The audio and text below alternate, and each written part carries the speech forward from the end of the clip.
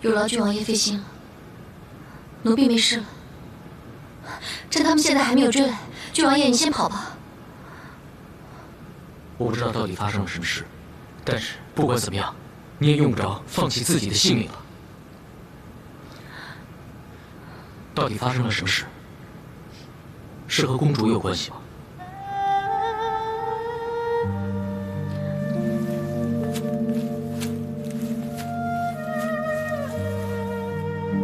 他吓唬你了吗？还是他对你做了些什么？不关他的事，是我不好，我不应该骗他。他那么信任我，我是应该死。这是跟樊良的事情有关系吗？我让公主伤心了，我以为我这样做是为公主好，可是我错了。我这样做毁了她的一生。公主骂我骂得对，如今公主变得很可怕，我不想看到她这个样子，我不想看到她变成一个心狠手辣、一个无情的人。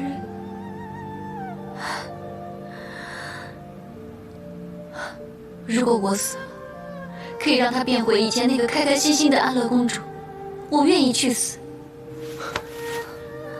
你以为你这样做就是在帮安乐公主了吗？如果当初不是我瞒着她，我告诉她事情的真相，她就不会像现在这个样子，恨尽天下所有有情人。可是你为什么不想想，如果那天你跟他说出了事情的真相，那他能接受得了这个事实吗？恐怕他早就已经寻死去了，你何必自责呢？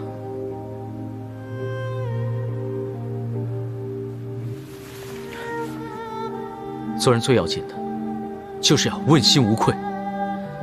没有人可以做到时时刻刻取悦天下所有人。像你这样对自己要求这么苛刻，难道你不觉得太过分了吗？我不想取悦任何人，我也不想任何人因为我而受到伤害。可是樊良的事情跟你有什么关系呢？关键是人不是你杀的。我知道你之所以这样做，初衷完全是为了保护公主，那你还后悔什么呢？你以为你死了，公主从今以后就会变得开心吗？我不知道，或许会。你救不了她的，她变成今天这个样子，不是一件事两件事，一朝一夕造成的。你以为你死了，公主从此就幸福了吗？你这样想就错了。你不知道她小时候是怎样度过每一天的。我不知道。好了，也只有你自己觉得对不起公主。你应该活着，你应该想办法让公主做回好人，这样才能对得起她，也对得起你自己，不是吗？我不知道，我不知道该怎么做。我不能死，活着又难过，我应该怎么做？我到底应该怎么做？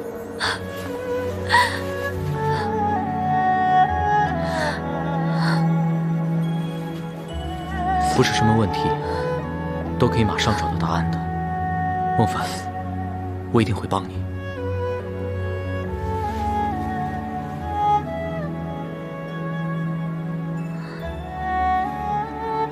活着就有希望。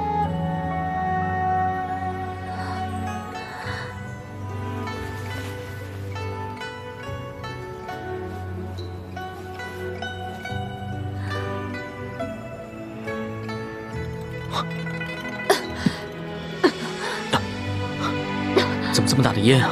一定是他们追来了，想用火和烟把我们给逼出去。屏住呼吸。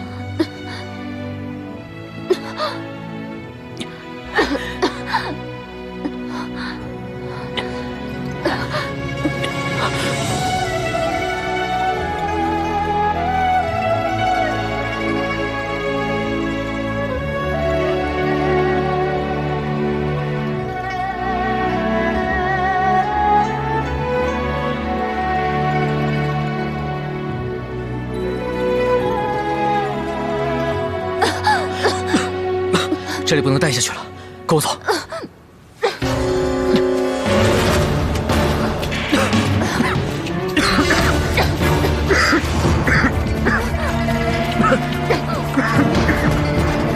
家财，快快！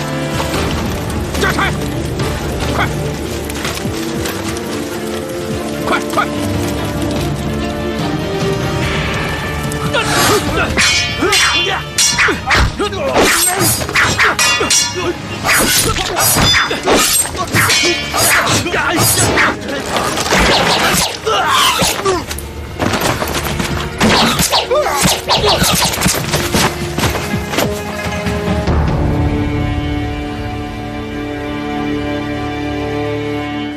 皇上、皇后，臣信不辱命，已将命案调查清楚。那你快些说出来，好给果儿和驸马一个交代。郡王爷果然是神探，我特意前来，就是想知道到底是谁害死了我家的婢女。杀死采梅的凶手，不是别人，正是死在狱中的宫女桂花。那个桂花因何要杀死采梅啊？据臣调查所知，桂花和采梅早有嫌隙，而当桂花当晚到凤阳阁偷东西的时候，刚好被采梅发现，于是新仇旧恨之下，桂花就想到了杀人灭口。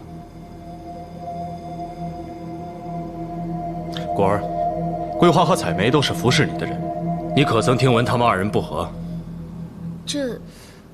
这臣也有所听闻，好像不知为了什么事，公主偏帮了采梅，而把最脏最累的活让桂花去干，所以桂花对采梅记恨于心。公主，对吧？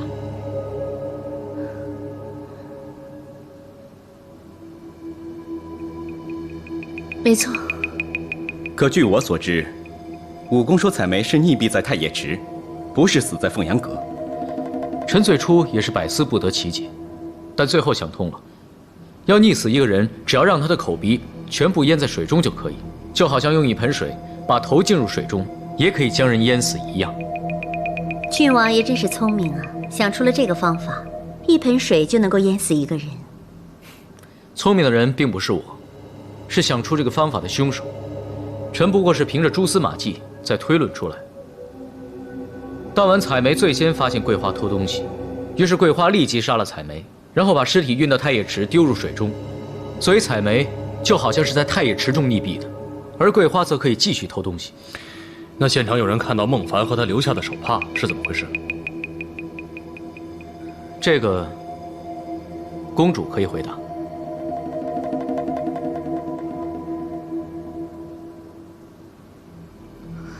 父皇，是儿臣叫孟凡去池边烧纸，祭奠小女的一个朋友。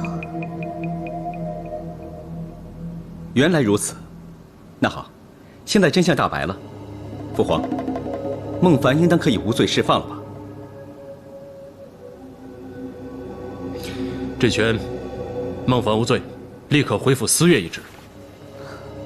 皇上明察秋毫，谢皇上隆恩。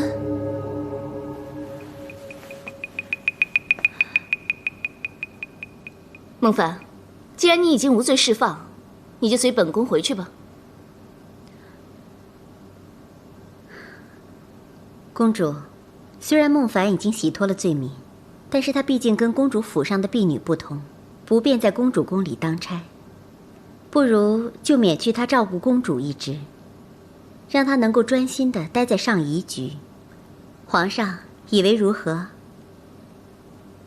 好，就这么办。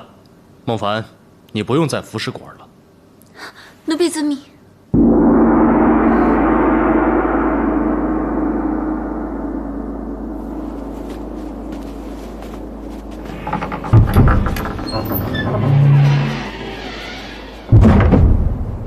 奴婢谢过郡王爷，还有驸马爷救命之恩。免礼。只要你能记住，你这条命是几经辛苦才保下来的，所以你一定要好好爱惜，知道吗？奴婢知道。孟凡，其实这一次我们俩最应该感谢的人是驸马爷，要不是驸马爷及时出现，我们俩可能早已死在乱刀之下了。我也只不过是投桃报李。前日要不是郡王爷点醒我，我可能也会。公主怎么会是凶手？虽然她跟我面和心不和，但是总算相安无事。她也不是那种心狠手辣的人呐。你伤害了安乐公主，把她从一个温和的人，逼成了一个天怒人怨的人。安乐公主从小生长在阴暗环境里，正因为如此，当她恨你的时候，你就会非常危险。所以说，如果这一次真的是公主杀了采梅，很可能下一个就是你。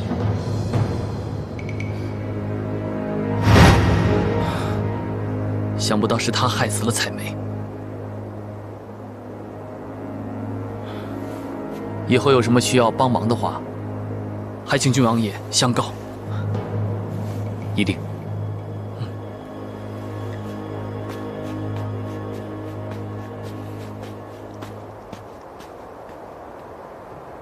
我们也走吧。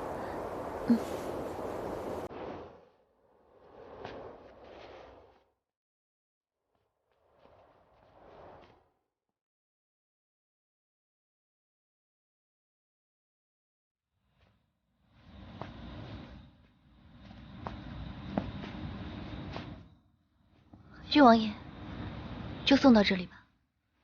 我还是送你回去吧，也不知道还会不会有什么事情发生。是福不是祸，是祸躲不过。就算再怎么担心，该来的还是会来。这次又是郡王爷救了奴婢，奴婢实在感激不尽。都这个时候了，你还跟我这么客气？你我之间还需要这么多的礼数吗？礼多人不怪吗？我会怪。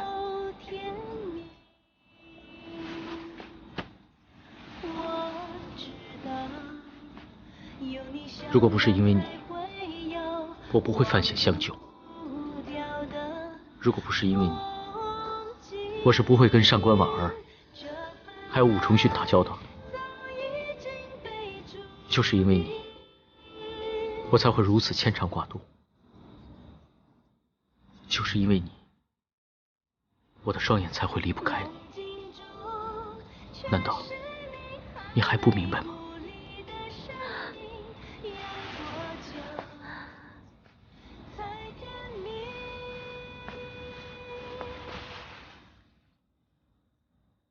这些话一直藏在我的心里面，但是没有跟你说。但我知道，这些事情发生了以后，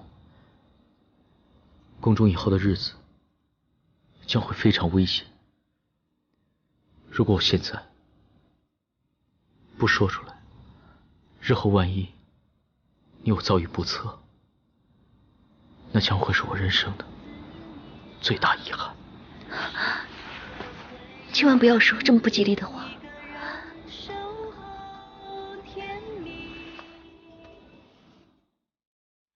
我知道，有你相伴才会有忘不掉的风景。这份爱早已经被注定。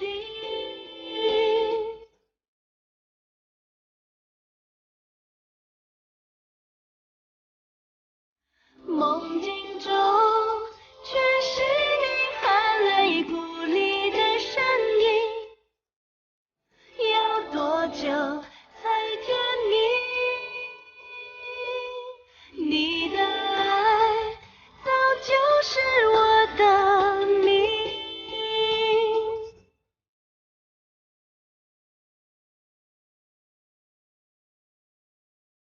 该如何缓解这进退两难的心情？忘不掉那约定。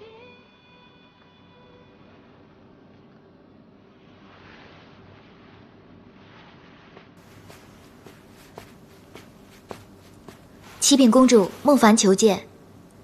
传。是。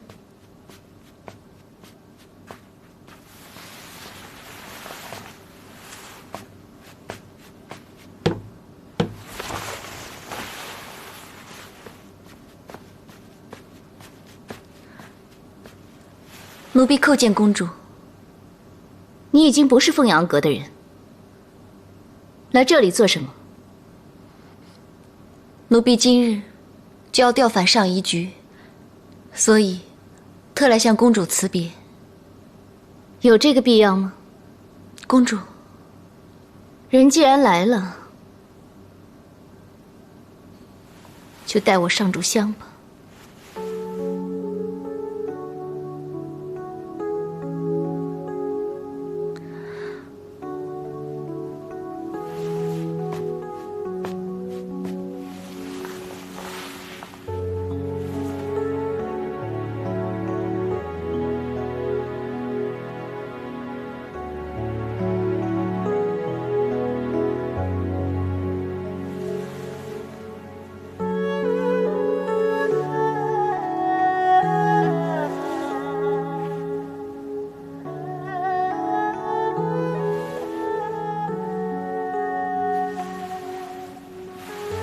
你看这个瓶子，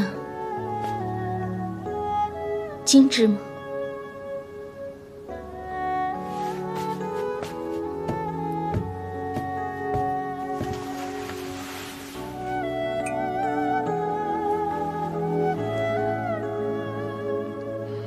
雕工精细，温润透光，精致。你打开看看，里面可是放着本宫的挚爱。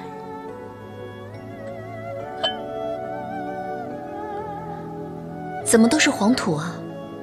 那就是本宫的挚爱，埋在京城西郊十里坡下。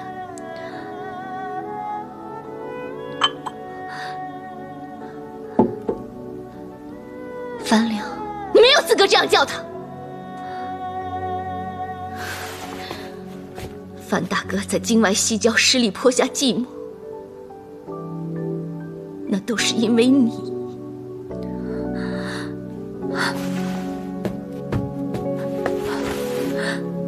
对不起，公主，奴婢也是逼不得已，请公主原谅。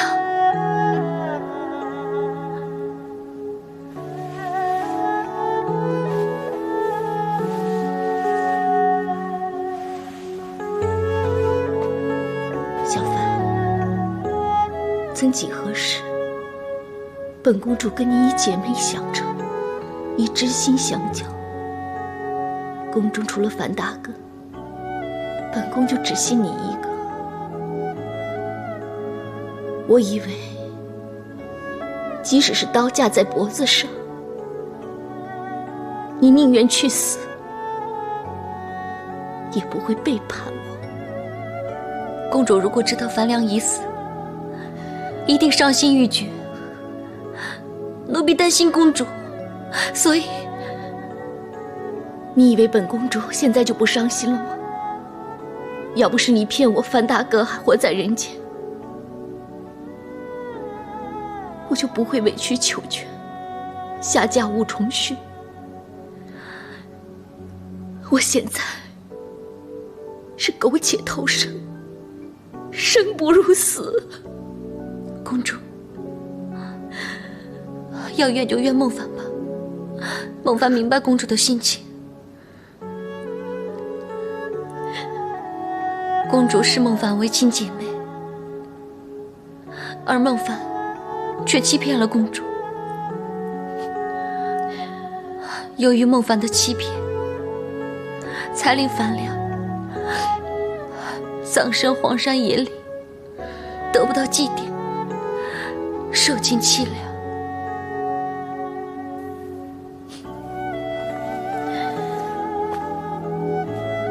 当初我要是知道樊大哥早已经下了黄泉，我一定随他而去，为他殉情，为他明志。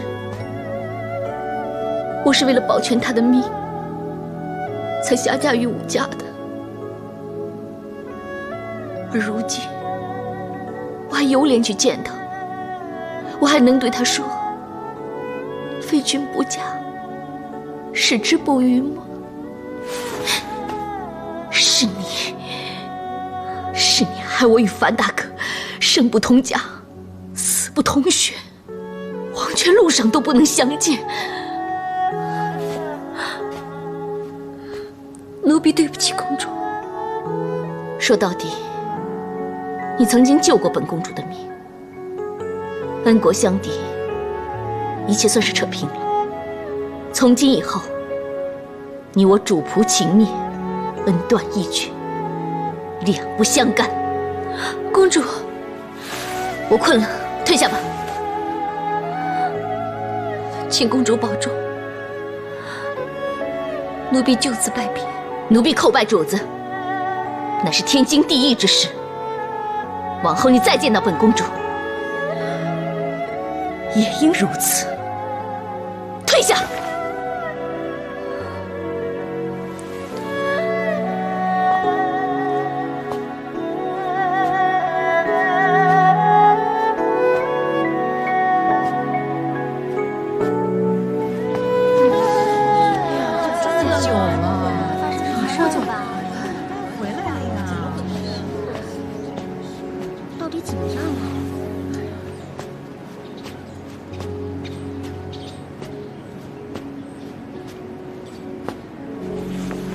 姐姐，回来！孟凡姐，孟凡，小凡姐，孟凡姐，你没事真是太好了，我还以为你这次死定了。呸！姐姐是清白无辜的，老天爷一定会对姐姐很好的。你看你都瘦了一圈了，一定吃了不少苦吧？姐姐，你这次从阎王殿绕了一圈回来，记得一定要去祈福还愿。瞧你们七嘴八舌的围着小凡转，让他静一静，喘喘气嘛。我没事的，孟凡让大家担心了。姐姐，为什么你好不容易沉冤得雪，还是闷闷不乐的样子？别担心，可能是有点累了吧。小凡姐，我要去给你准备热水，还有柚子叶，把霉运啊全部都洗掉。来帮我一下。小凡姐，那我负责弄吃的，有米粥，还有糊饼。你想一下，还有什么想吃的？够了。好，走。姐姐，我知道你最喜欢吃山核桃，我今天上山采了很多，来。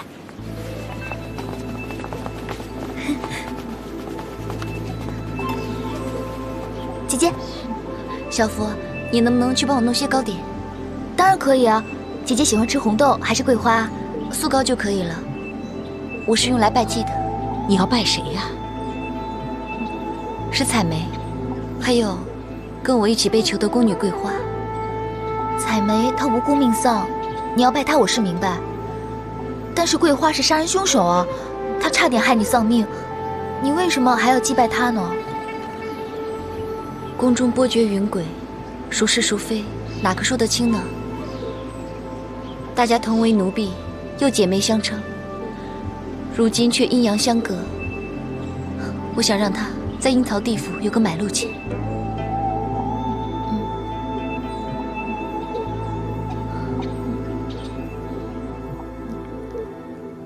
这对明珠是重训送与公主的，这可是难得的珍品呐，宝气润莹，而且大小一致。若置于床榻之上，自有凝神安心之效啊。你家重训，倒也知道我果儿心如刀割，夜不能眠啊。是啊，是重训一时糊涂，受妖色所惑，乱了心性，令公主身伤，请皇后娘娘见谅。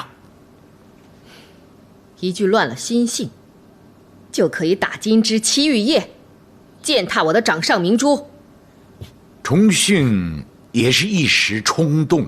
冲动？在这宫里，岂允许冲动二字？他要不是你的亲生儿子，本宫早把他千刀万剐了。娘娘，切勿动气。归根究底，公主芳心谁属？瞒得过天下人，瞒不过你我。重训早就几番迁就，只是公主未有领会。公主乃千金之躯，集万般宠爱，她即便有错，你儿子也应该忍让。他倒好，视我女儿于草芥，去罪迷路边的野花。区区一个宫婢，重训不过是逢场作戏，只是公主过于追究，才闹出了这种笑话。你这是什么话呀？如今你儿子已经置我女儿于不顾，去私通贱婢，已经淫乱宫闱了。俗话说得好，一个巴掌拍不响。若想夫妻和睦，公主也是责无旁贷。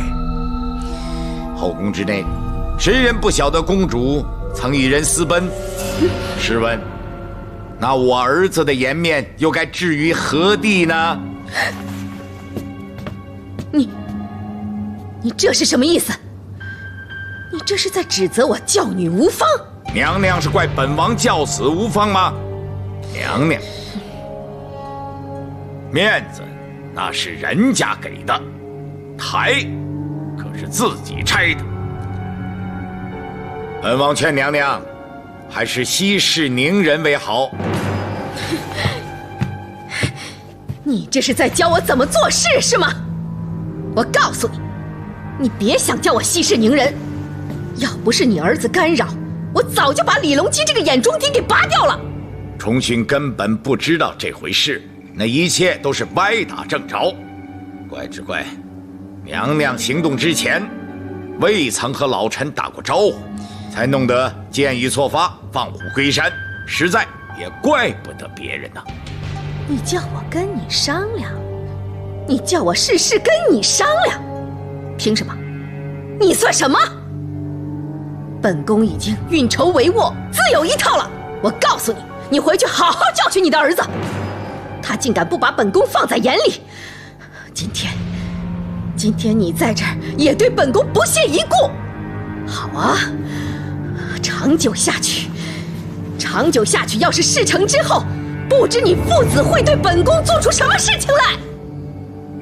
这很好啊，既然娘娘直言不讳，三思也听明白了。告辞。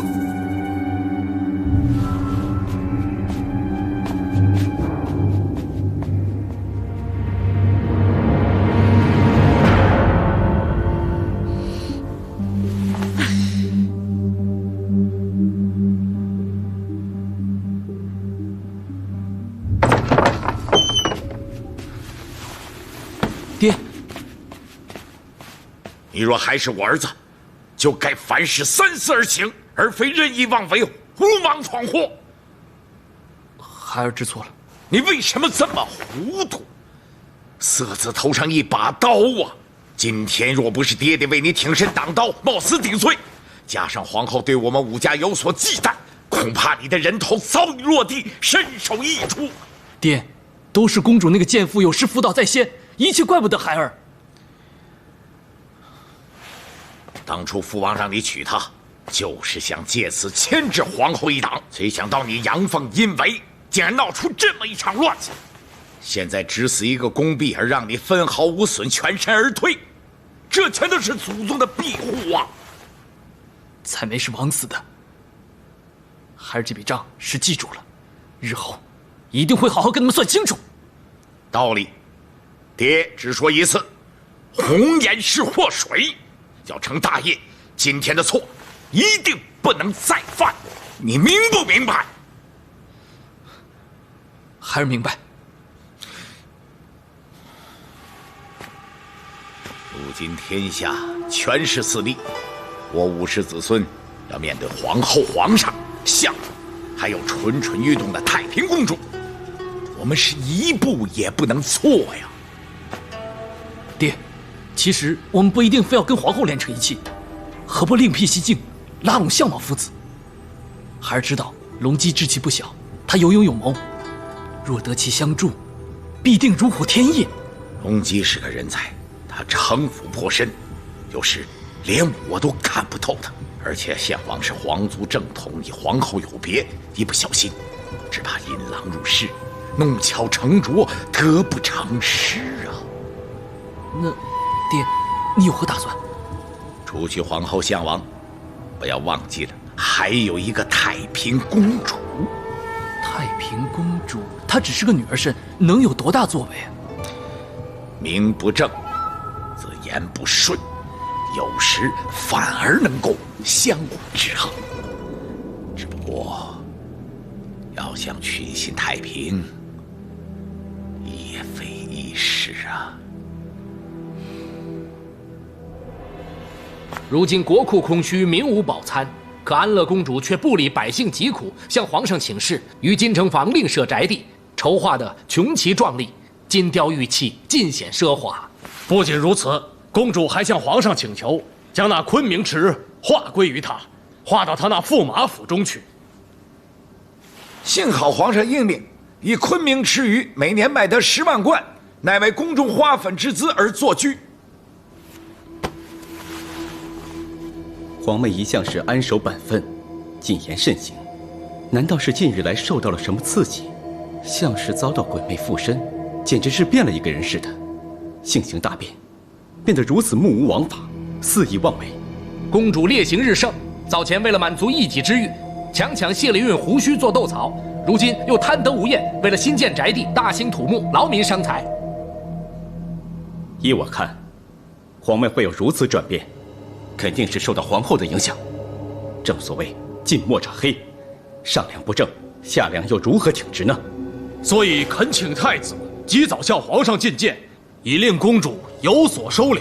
不然的话，她今日兴宅地，明日建鱼池，将来一定是怨声载道。父皇早年被流放于房州，皇妹与皇后是甘苦与共，父皇对此大为感动，曾经对天发誓，一朝见天日，誓与相尽极。相信对于此事，诸位大臣皆略有所闻。父皇自觉对他们2人有诸多亏欠，因此就算如今他们2人穷奢极侈，父皇不但是多加退让，未加以责骂，更是尽其所能达成其愿。父皇此一心结，要解开恐怕实属不易。难道就这样撒手不管，对公主的恶行视而不见吗？是啊。倘若父皇心意已决，执意而行，即使我们联名上奏，也是徒劳无功，反而会让父皇觉得我们是刻意要与皇妹作对，适得其反。依我看，只要是皇妹的行为不太过分，此事就先搁下，容后再议吧。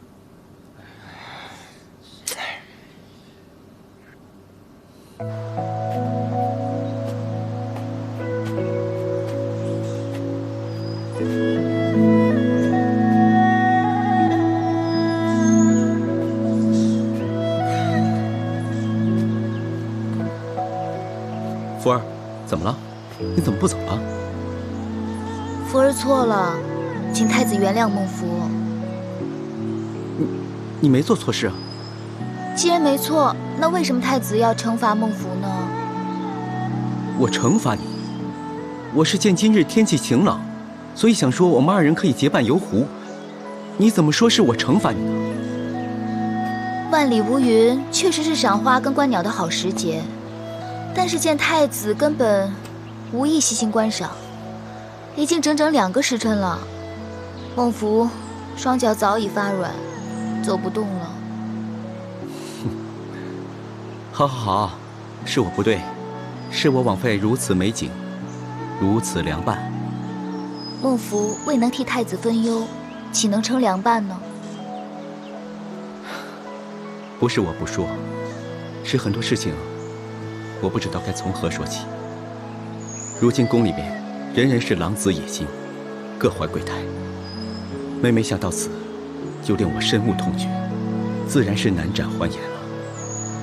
在太子的心里，孟福是不是这样的小人呢？当然不是，福儿你多番为我，我早已视你为知心了。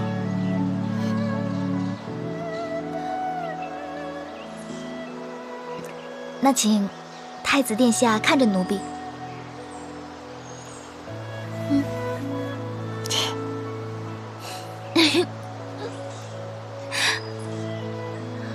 其实太子有什么事，可以跟孟福说，让孟福帮你分担。还不是我那皇妹，安乐公主。她近日来，在宫中是极为跋扈，目无王法，凌辱大臣，甚至是任意妄为。许多大臣都来向我禀报她的所作所为，我对于她的行为，实在也是看不过眼。怎么，没话说了？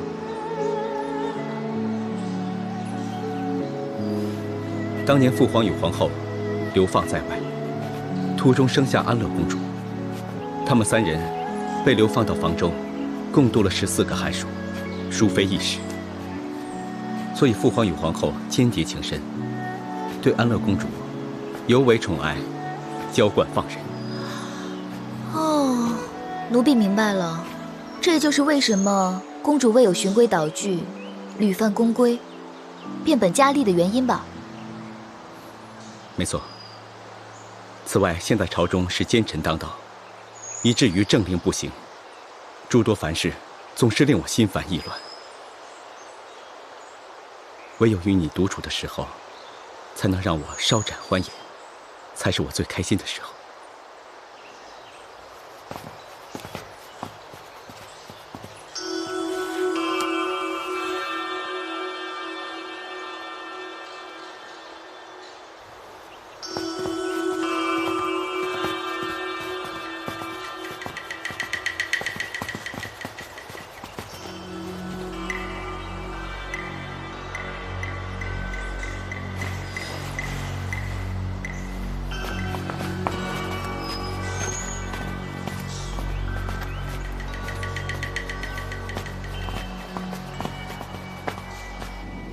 皇上，你看怎么样啊？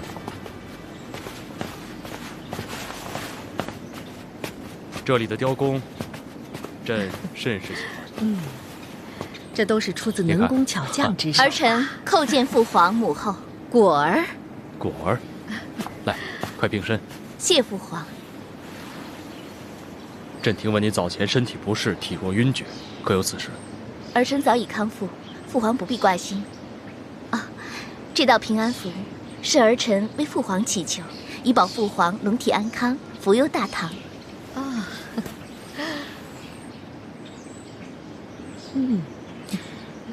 果儿果然最有孝心。说起来，这道符实在太玄妙了。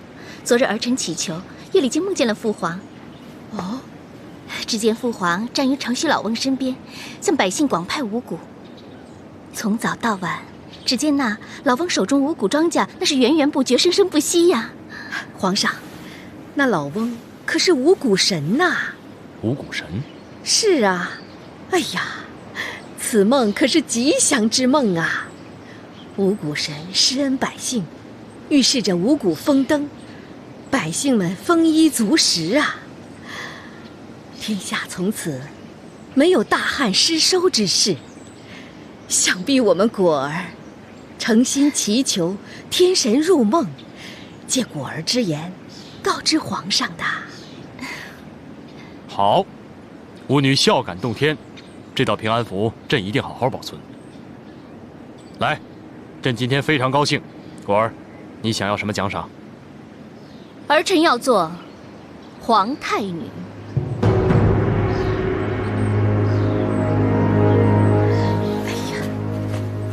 果儿，这种话可不能随便说的啊！为何说不得呀？从来只有皇太子，何来皇太女之说？既然当年皇祖母都能当天子，难道果儿就不能做皇太女吗？试想，朕如果真的册封你为皇太女，那当今太子又当如何自处？一如平常不就可以了吗？朕如果真的册封你为皇太女，只怕令天下百官误认为朕对你真的是太过娇宠放任。儿臣可是母后的亲女儿，跟皇兄可不一样。纵然群臣认为父亲是偏心不公的，那也情有可原呢。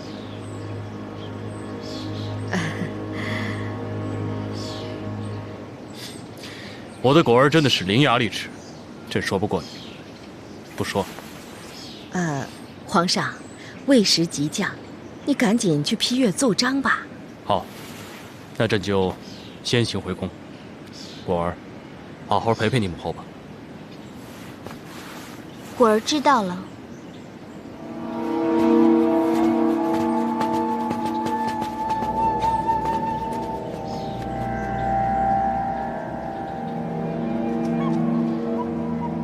母后，儿臣的妆容是否欠妥？果儿啊，这些年你变了很多。那是变好了呢，还是变坏了？我女儿变得是越来越像我了。母后今天高兴，想赏赐东西给你，想要什么？母后刚才不是已经赏过东西给女儿了吗？那五谷神由母后口中道出，实在为儿臣的梦境生色不少呢。那果儿，你想做皇太女，这心意可是真的？儿臣要做皇太女，要手握大权，要干一番大事。你指的大事，是不是杀死采梅害孟凡之举啊？不止，凡是对不起女儿的，女儿都要她不好过。